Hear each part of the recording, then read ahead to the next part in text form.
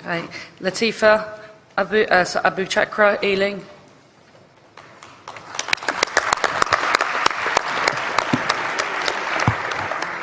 President, Conference, my name is Latifa Abu Chakra. I'm a first-time delegate and a first-time speaker. Thank you. I'm representing the Ealing Division in London, and I begin my address in the name of the Most High. Assalamu alaikum. Alaikum salam. When certain politicians and the media use the term muscular liberalism, that's just another word for racism and Islamophobia. This stance on Islam has led them into primary schools to ascertain why young girls wear the hijab, as it could be interpreted as a sexualization of these young girls. I say shame on Ofsted for victimizing young girls, for choosing to wear religious articles of clothing. There is no such measure made for other religions or other articles of religious wear. This stance has other ramifications. It signals to the British public and emboldens groups such as EDL, BNP and other fascist and racist groups that women are oppressed by Islam, are made insubordinate to the men that supposedly forced them to wear it, and that it is the job of the British state to liberate us. We reject this imperialistic saviour thinking.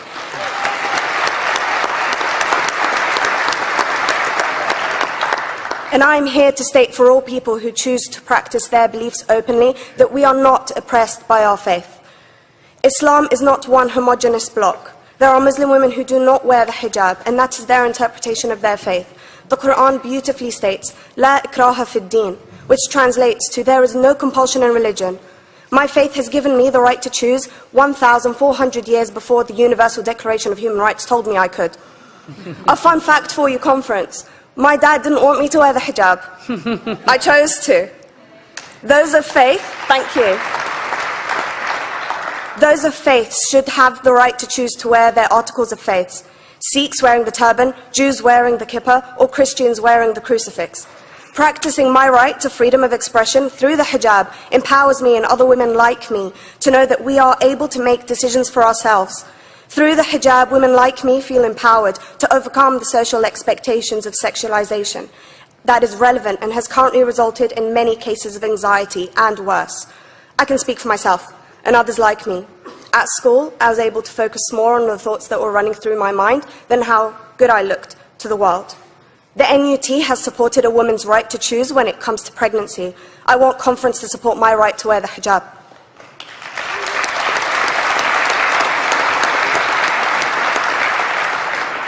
How I choose to practice my faith is clearly displayed for all to see.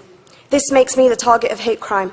The level of racist attacks on Muslim women is disproportionate to any other oppressed group in British society because we are an easy target.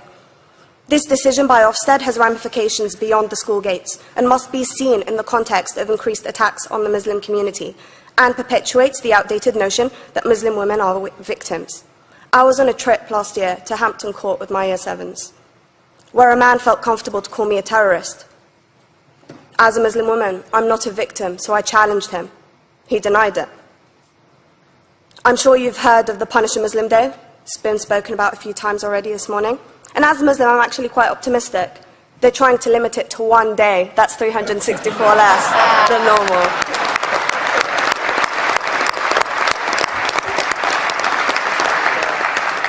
But let's be clear, conference. Islamophobia and other forms of racism affects non-Muslims too.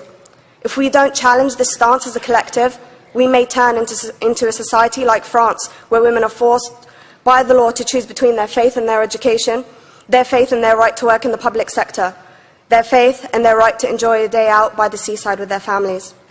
I want to end by stating that I came to this country as an 8-year-old refugee. We are Palestinians, forced out of our land in 1948. We lived in third world conditions, similar to those in Calais for 60 years. Here, I received the support I needed to study law at university and become a secondary school citizenship and PSHE teacher, and a school rep.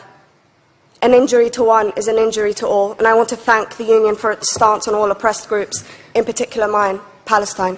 Thank you, conference. Thank you, Latifa.